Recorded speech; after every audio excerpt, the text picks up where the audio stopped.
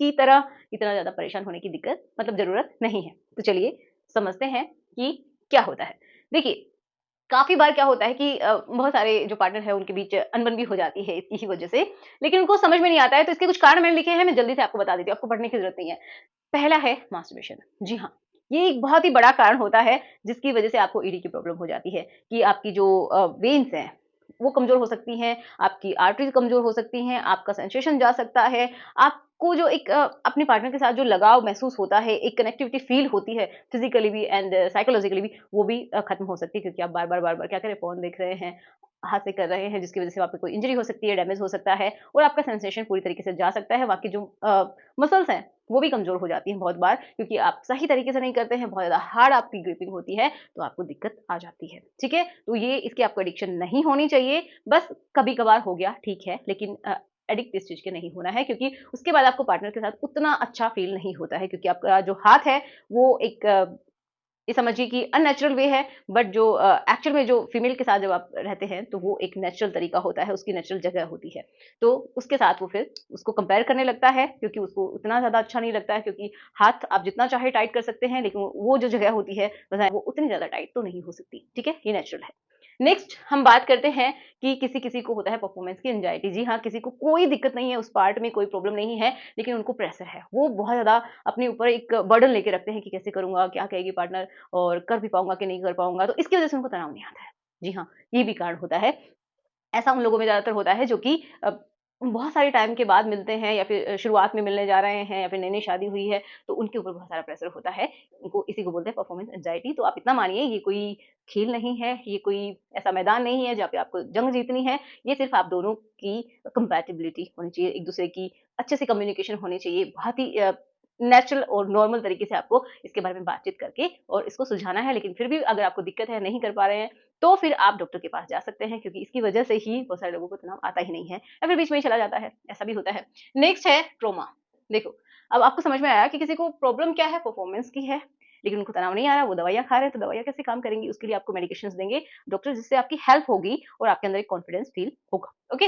Next है trauma. अब trauma भी अलग-अलग तरीके का हो सकता है, किसी को हो सकता है कि उनकी बॉडी में कहीं भी ट्रॉमा हुआ हो, मतलब कोई चोट लगी हो किसी भी अंग के ऊपर या फिर पर्टिकुलर उस हिस्से के ऊपर, ठीक है? तो भी आपको दिक्कत हो सकती है। जैसे कि किसी को किडनी में कोई दिक्कत हो जाती है, तो भी बहुत बार ऐसा होता है। हमारी बॉडी में कहीं कोई सर्जरी हुई है ना? तो भी ये समझिए कि उसको रिकवर इतनी आसानी से नहीं कर पाती है और बहुत सारे मेल्स को ये प्रॉब्लम फेस करने को मिलती है कि उनका तनाव चला जाता है, ठीक है? या फिर उस हिस्से में कोई दिक्कत हुई है, तो भी ऐसा हो जाता है। नेक्स्ट है साइकोलॉजिकल। देखिए साइकोलॉजिकली कभी-कभी क्या होता है ना कि मान लीजिए कि किसी को किसी के साथ आपके रिलेटिव के साथ कुछ हो गया है या फिर आपका ब्रेकअप हो गया है, कोई और बात है जिसके लेके आप बहुत ज़्यादा स्ट्रेस में हैं, चिंता रहती है आपको, तो भी आपका तनाव चला जाता है, नहीं आता है बहुत सारे लोगों को। क्योंकि देखिए माइंड की ऐसी चीज़ें हैं जो दिखाई नहीं देती हैं, लोग समझ नहीं पाते हैं, लेकिन ये समझिए माइंड हमारी जो फिज़िक है उसको भी बहुत ज़्यादा अफ़ेक्ट करता है, ठीक है? तो इसकी वजह से भी ऐसा हो सकता है, तो इसके लिए भी आपको मेडिकेशंस दी जा सकती हैं, जो भी दिक्कत है और अगर आपको ट्रॉमा है तो कुछ समय के बाद वो धीरे-धीरे ठीक हो जाएगा, तो आप नॉर्मली ठीक हो जाएँगे, उसके लिए दवाइयों की ज़रूरत भी नहीं होती है। नेक्स्ट बात करते हैं इंजरी, ये इस चीज़ को समझना बहुत ज़्यादा ज़रूरी है। इंजरी देखो क्या होता है ना कि कुछ लोगों को आर्टरीज़ में इंजरी हो जाती है, किसी को वेन में इंजरी हो जाती है, किसी को जो नर्व्स होती हैं उनमें इंजरी हो जाती है, इतना टिपिकल नहीं होना है, मैं आपको समझा देती हूँ। देखो, मैंने यहाँ पे एक पार्ट जो आपका होता है हिस्सा वो बनाया है, अंदर आपको दिखाने की कोशिश की है कि क्या होता है। तो आप समझिए कि किसी को अगर इंजरी हो गई उनकी ब्लड की वेसल्स में जो कि ब्लड को लेके आ रही है, प्योर ब्लड को लेके आ रही है, तो ये जो रेड मैंने बनाया है ये समझिए आर्टरीज़ हैं, जो कि आपकी जो प्योर ब्लड है सॉरी प्योर ब्लड जो है उसको लेके आ रही हैं, ठीक है? रेड वाली। तो ये अंदर लेके आती हैं, फिर यहाँ पे जो टिश्यूज़ होते हैं वो ब्लड को अपने अंदर भर लेते हैं, स्वेल हो जाते हैं जिससे कि आपका प्रॉपर तनाव आता है, ठीक है? लेंथ और चौड़ाई भी बढ़ जाती है, ऐसा होता है। तो अगर ये जो ब्लड को लेके आने वाली जो वेसल्स हैं, इनमें कोई प्रॉब्लम हो गई, इनमें कोई टूट-फूट हो गई, ठीक है? मतलब कोई डैमेज हो गया है या फिर इनमें स्वेलिंग आ गई है या फिर कोई ब्लॉकेज आ गया है, जिसकी वजह से ये ब्लड यहाँ पे भरता ही नहीं है, आता ही नहीं है, तो आपका तनाव नहीं आएगा, ओके? दूसरा क्या है कि यहाँ पे जो ब्लू कलर का आपको दिखाई दे रहा है, ये होती है वेन्स, जो कि आपके डीऑक्सीजनेटेड ब्लड को ले जाने का काम करती हैं।